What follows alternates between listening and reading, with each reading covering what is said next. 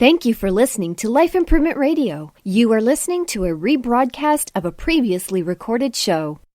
Seeing is something that you think is going to give you a breather, because if in fact ebook sales are slowing down, and if trade print sales are kind of leveling and holding their ground, this gives you a little more time to start thinking about where you're going to go with the future. But if you think it buys you a lot of time, you'd be wrong, with my opinion. I think it may buy them a little more time than they thought they had. You know, the world's not coming to an end tomorrow, Neil, but it might on December 31st if they don't watch out. Well, absolutely, and let's go into specifically, I think, the whole thought process. For a person that wants to, what's your recommendation? Should they self-publish or publish their book? Like, if you're an author, especially in certain ways, how would you define going out and pitching publishers for your book or self-publishing in this age of competition?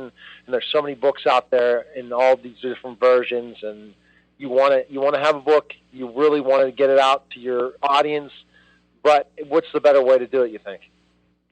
Well, I think that really is up to the individual author, but some of the questions that any author should ask is, around first of all, how much work do I want to do? If you become a self-published author, you're taking on the responsibility of being a publisher. And the activities that a publisher engages in aren't simply throwing the book party, okay? It's the editing, it's the design, it's the cover art, it's the marketing program, it's the social media presence, it's the book party, it's getting the book into the stores, it's all the work that gets done to get a product out the door and into people's hands. If you become a self-published author, you're taking on that responsibility, unless you want to pay somebody to be an editor or you want to pay somebody to do some marketing for you, which you can do, but you're still going to be responsible for all of that. Now, on the plus side of things, as the owner of the work, as the copyright holder, and at Copyright Clearance Center where I work, obviously we think copyright really matters. If you're the copyright holder, then really you are in control. You decide what happens to the work, where it can be read, how much it's going to be, how much the price of the book will be. All of those questions are your decision, and that's really empowering for a lot of authors. So it really comes down to this. I'm an author today. I want to look at, what's the best deal for me, and it will depend on the book. It will depend on the author. But what's really great to say is that people now have choices and options that they did not have before. I think that's great. I think that's the most excellent thing about it is that truth, that truly they do have the options. And the development of books, Chris, where do you see it going? Where do you see ultimately this business going in books? Here's the thing. We had sorry, go ahead. No, do you have any predictions for us of where we see it in the next 20 years or in the 60th anniversary of the Miami Book Fair? It's a great question.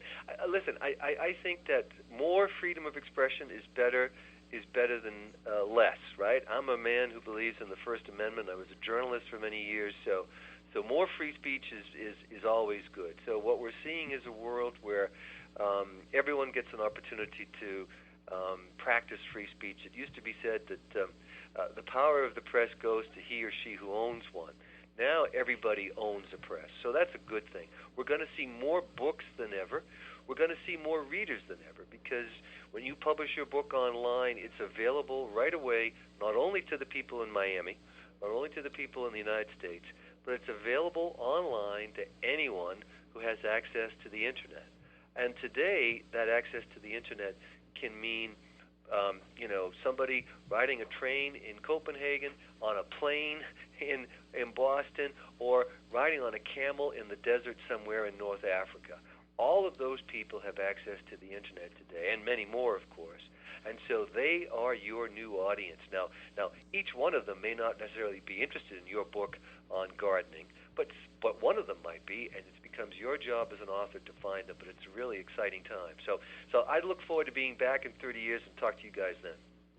All right. Well, I hope to be alive still. Same here. I'm only 40, but I hope to be alive at 70, and I hope to be there. physically. Likewise. Well, take care of yourself and eat your vegetables, and you'll be there. Hey, Neil, maybe it won't even be broadcasted on radio. We'll be broadcasting the next greatest technology by then. Exactly. And one more thing, Chris. Again, we're talking to Chris Canale, co-presenter of After the Apple eBook Decision, the new world of book publishing and book selling, live at the Miami Book Fair, powered by Life Improvement Radio on the Total Education Network Authors Corner.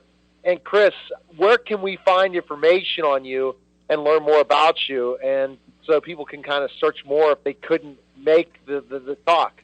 Sure. The best place to go is to a podcast series that I produce for Copyright Clearance Center called Beyond the Book. We're online at beyondthebook.com.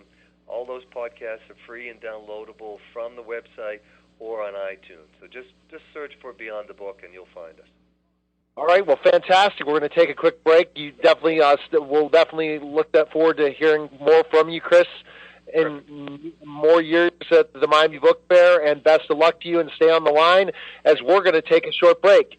You're listening to the Authors Corner on the Total Education Network, powered by Life Improvement Radio, live from the Miami Book Fair. And we'll be back in just a moment.